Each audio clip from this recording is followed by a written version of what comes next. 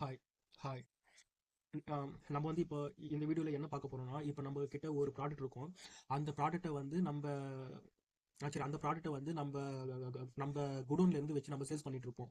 But அதே ப்ராடக்ட்டை நம்ம வந்து அதே ப்ராடக்ட்டை நம்ம அமேசான் வேர் ஹவுஸ் இருக்குல்ல, அது வந்து அமேசான் எஃபிஏன்னு சொல்லுவாங்க. அந்த நம்ம கிட்ட இருக்கிற சேம் ப்ராடக்ட்டை அமேசான் வேர் ஹவுஸுக்கு அனுப்பிச்சும் நம்மளால சேல்ஸ் பண்ண முடியும்.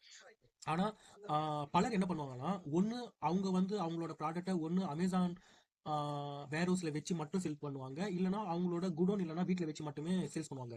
ஆனா சரி, ஆனா இப்ப நம்ம பண்ற மெத்தட் வந்து நீங்க ஒரே ப்ராடக்ட்டை வந்து நீங்க உங்க வீட்லயோ இல்ல உங்களோட கரெக்டா குடோன்லயோ வச்சும் சேல்ஸ் பண்ணலாம். அதே சேம் ப்ராடக்ட்டை வந்து உங்களோட அமேசான் வேர் ஹவுஸ்ல வச்சும் சேல்ஸ் பண்ணலாம். இப்போ அதுதான் எப்படின்றது இந்த வீடியோல வந்து நம்ம பார்க்க போறோம். உங்ககிட்ட ஆல்ரெடி ஒரு லிஸ்டிங் இருக்கு.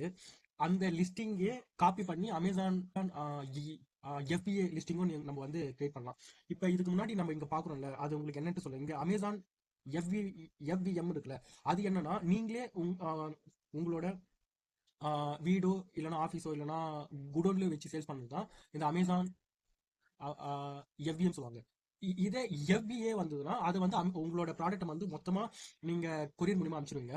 ஒரு 20 ப்ராடக்ட் 30 ப்ராடக்ட் கிட்ட நீங்க கொரியர் மூலியமா அமேசானோட வேர் ஹவுஸ்ல வச்சிருவீங்க. அது ஆர்டர் வரும்போது இருக்கிற ஆர்டர் வரும்போது அமேசான்ல இருக்கிற ஸ்டாஃபே அவங்க பேக் பண்ணி அந்த ப்ராடக்ட் வந்து அனுப்பிச்சிருவாங்க. இப்போ அந்த லிஸ்டிங்கை எப்படி பண்றதுன்னு நான் உங்களுக்கு வந்து காமிக்கிறேன். இப்போ நீங்க கரெக்டா எந்த ப்ராடக்ட்டை நீங்க அமேசான் வேர் ஹவுஸ்க்கு அனுப்ப போறீங்களோ அந்த லிஸ்டிங் எடுத்துக்கங்க. நான் இந்த ப்ராடக்ட்டை தான் அனுப்ப போறேன். ஏன்னா எங்க கிளைண்ட் வந்து இந்த ப்ராடக்ட் வந்து அந்த லிஸ்டிங்கை வந்து பண்ணி கொடுக்க சொல்லியிருக்காரு. இப்போ இந்த ப்ராடக்ட் தான். இந்த ப்ராடக்ட்ல வந்து இங்க 3 டாட் இருக்குல்ல, அந்த அந்த டாட்டை வந்து நீங்க கரெக்டா கிளிக் பண்ணிக்கோங்க. அதுல ஆட் அனதர் கண்டிஷன் இருக்குல்ல, அந்த ஆட் அனதர் கண்டிஷனை நீங்க கரெக்டா கிளிக் பண்ணீங்கன்னா உங்களுக்கு இந்த மாதிரி ஒரு ஆப்ஷன் வந்துடும். இதுல வந்து ஆடியன்ஸ் ப்ரூவிங், இதுல வந்து ஃபீட்பேக் கேட்குறாங்க. நீங்கள அமேசான் அமேசான் பஜார்னு ஒன்று இருக்கு. அதை பத்தி நான் ஒரு வீடியோல சொல்றேன். இப்போ வந்து அமேசான்ல தான் நம்ம சேல்ஸ் பண்ண போறோம். அதனால இங்க வந்து செல் ஆன் அமேசான் கொடுத்துருங்க. ரெண்டாவது வந்து எஸ்கியூ. எஸ்கியூனா என்னன்ட்டு நான் விலாவரியா இன்னொரு வீடியோவில் போறேன். இதுல ஷார்ட்டா நான் என்ன சொல்றேன்னா, எஸ்கியூனா உங்களோட ப்ராடக்ட் கண்டே ஒரு தனி கோடு இருக்கும். அதுதான் எஸ்கியூன்னு கரெக்டா சொல்லுவாங்க. அது எப்படி கிரியேட் பண்ணுதுன்ட்டு நான் ஒன்று சொல்றேன். இப்போ அந்த எஸ்கியூவை வந்து நம்ம இங்க இருந்து நம்ம எடுத்து போட்டுக்கணும். ஆல்ரெடி ஆல்ரெடி நீங்க ஒரு ப்ராடக்ட்ல எஸ்கியூ போட்டிருப்பீங்க. அதே எஸ்கியூ நீங்க போட்டுக்கலாம். அப்படி இல்லைன்னா கொஞ்சமா நீங்க சேஞ்ச் பண்ணி கூட போட்டுக்கலாம். அதுக்கப்புறம் இந்த ப்ராடக்ட்டோட டாக்ஸ் கோடு என்ன, அதாவது பட் ஹெச்எஸ்என் கோடுன்னு சொல்லுவாங்க. அந்த கோடை நீங்க கரெக்டா கொடுத்தாதான் உங்களுக்கு டாக்ஸ் 5% இல்லைன்னா 12%, 18%, இந்த பட் ஹெச்எஸ்என் கோட்ல தான் இருக்கு. இப்போ நம்ம இந்த ப்ராடக்ட்டை பார்த்தா உங்களுக்கு தெரியும். இது வந்து கத்தி, அதாவது கிச்சன் நைஃப்னு சொல்லுவாங்க. இதுக்கு வந்து ஹெச்எஸ்என் கோடு என்னன்னா 7323. இது முன்னாடி வந்து 12% டாக்ஸ் இருந்தது. இப்போ லாஸ்ட் நவம்பர் மாசம் ஜிஎஸ்டி எல்லாம் லோ பண்ணதுனால இப்போ வந்து இதுக்கு வந்து 5% தான் டாக்ஸ். அதனால உங்களோட என்ன ப்ராடக்ட்டுக்கு என்ன ஹெச்எஸ்எஸ் கோடு வருமோ அதை நீங்க உங்களுக்கு உங்களுக்கு எந்தெந்த ப்ராடக்ட்டுக்கு என்னென்ன பட் ஹெச்எஸ் கோடுன்ட்டு நீங்க கூகுள்ல இல்லைன்னா நெட்ல சர்ச் பண்ணி போடுங்க. அப்படி இல்லைன்னா உங்களோட டாக்ஸ் கன்சல்டன்ட்டோ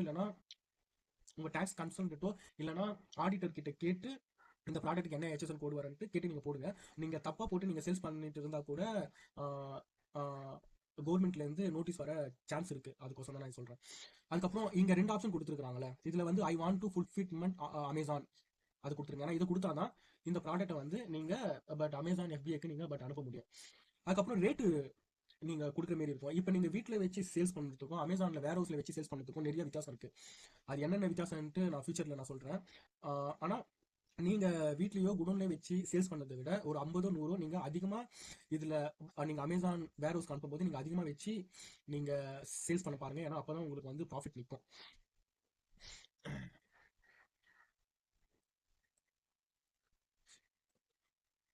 இது வந்து மேக்ஸிமம் செல்லிங் பிரைஸ். உங்களோட எம்ஆர்பி எவ்வளோன்றது உங்க ப்ராடக்ட்டை நீங்க போட்டுக்கோங்க.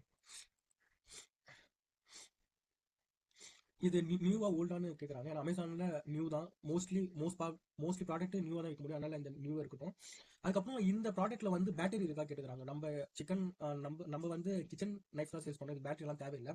சப்போஸ் பேட்டரி இருந்தால் நீங்க கரெக்டா எஸ்னு கொடுத்தீங்கன்னா அதுக்கன்ட்டு சில இதுவெல்லாம் இருக்கும். நீங்க அதெல்லாம் பண்ற மாரி வரும்.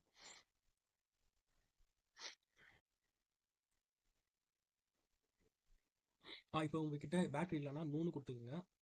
இதை நூனு கொடுத்துட்டு அதுக்கப்புறம் டேஞ்சரஸ் கூட்ஸ் ரெகுலேஷன் இருக்குது. இது உங்ககிட்ட ஒரு ப்ராடக்ட் இந்த மாதிரி கரெக்டாக பேட்டரி அந்த மாதிரி சில சில டேஞ்சரான கூட்ஸ் இருந்தால் தான் இதை நம்ம டைப் பண்ணுற மாதிரி இருக்கும். நம்மளுக்கு அந்த மாதிரி இந்த ப்ராடக்ட்ல எதுவும் இல்லாமல் நாட் அப்ளிகேபிள்னு கொடுத்துருங்க. நாட் அப்ளிகேபிள்னு கொடுத்துட்டு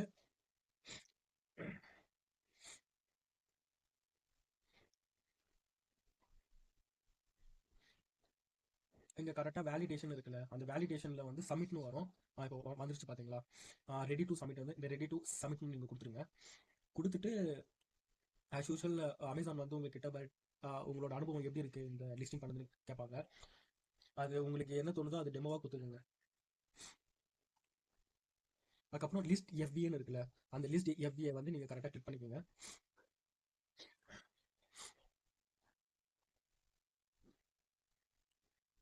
அதில் ஆட்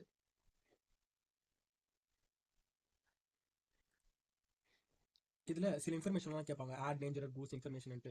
இதில் எல்லாத்துக்கும் நோ தான் இருக்கும். பேட்டரி இன்ஃபர்மேஷன் கேட்பாங்க. இது நம்ம கிச்சன் நைஃப்க்கு பேட்டரி இருக்காது, அதனால அதுவும்.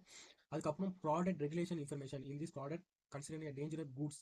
இந்த டேஞ்சரஸ் கூட்ஸ் ஏதாவது இருந்தால் அதோட கண்டிஷன் கேட்குறாங்க. இது டேஞ்சரஸ் கூட்ஸ் இல்லை, அதனால இதுக்கும் லோனு கொடுத்துட்டு நீங்கள் வந்து சப்மிட் கொடுத்துருங்க. சப்மிட்னு கொடுத்துட்டு லாஸ்ட்டாக வந்து list as FBA and sent to Amazon, அதை நீங்கள் கரெக்டாக கிளிக் பண்ணிக்கோங்க. வந்து ஆல்ரெடி கரெக்டாக கிரியேட் பண்ணியாச்சு. இப்போ லிஸ்டிங் வந்து கிரியேட் பண்ணால் போதாது, இந்த ப்ராடக்ட்டை வந்து நம்ம வந்து அமேசானுக்கு வந்து அனுப்பணும். அந்த அமேசான் பட் அனுப்புறது அது அமேசான் நம்ம ப்ராடக்ட் அனுப்புறோம்னா அதுக்கன்ட்டு ஒரு தனி ப்ராசஸ் இருக்கு. அந்த ப்ராசஸை வந்து நான் உங்களுக்கு அடுத்த வீடியோவில் வந்து நான் உங்களுக்கு வந்து ஷேர் பண்ணுறேன். தேங்க்யூ ஃபார் வாட்சிங்.